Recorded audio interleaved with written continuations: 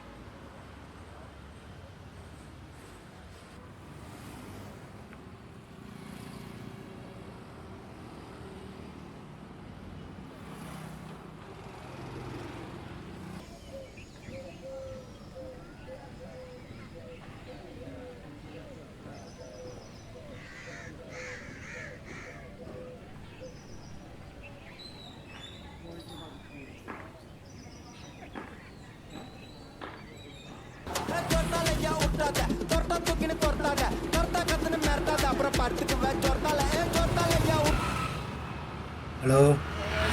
என்னடா அர்ஜுன், ஓகேயா? இல்லை ஐசு, வழக்கம் போல தான். இந்த வாரத்தில் மட்டுமே 3வது ரிஜெக்டடி. சரி, ஓகே, பரவாயில்ல. டே அர்ஜுன், நான் சொல்லட்டுமா? என்ன ஐசு? டே அர்ஜுன், நீ டே பை டே ட்ரை பண்ணிட்டு இருக்க ஜாப் கண்டிப்பாக உனக்கு சக்ஸஸை தரும்டா, சரியா? நீ புரிஞ்சுக்காம பேசாத ஐசு. நான் ஒன்றும் ட்ரை பண்ணாமல் இல்லை, எங்கேயுமே கிடைக்கல. நானும் 10 தடவைக்கு ட்ரை பண்ணேன், இன்னுமே கிளிக் ஆகலை. அதான்டா ரியல் ட்ரை. வாழ்க்கைன்றது ஃபுல் ஸ்டாப் இல்லை, ஜஸ்ட் கமா மாதிரி தான். நெக்ஸ்ட் பேஜில் பெட்டர் சாப்டர் எழுதுறதுக்கு இந்த தடலாம் தேவைதான்.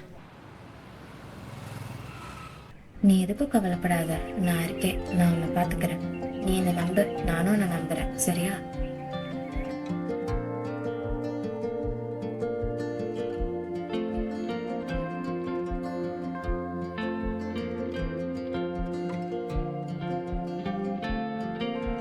நான் இருக்கேன், நான் பார்த்துக்கிறேன், பார்த்துக்கலாம்.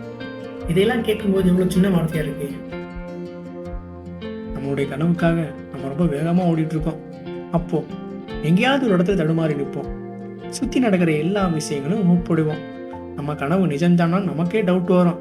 அப்போ அந்த டைமில் யாராவது ஒரு ஆள் நான் இருக்கேன், நான் பார்த்துக்கிறேன், பார்த்துக்கலாம்னு சொல்லும்போது அந்த வார்த்தை கொடுக்குற நம்பிக்கை நடந்து போகும் பாதையை விட, அந்த ஆகாயத்தை விட, நீங்கள் நினைத்து பார்க்குறத விட ரொம்ப பெருசு.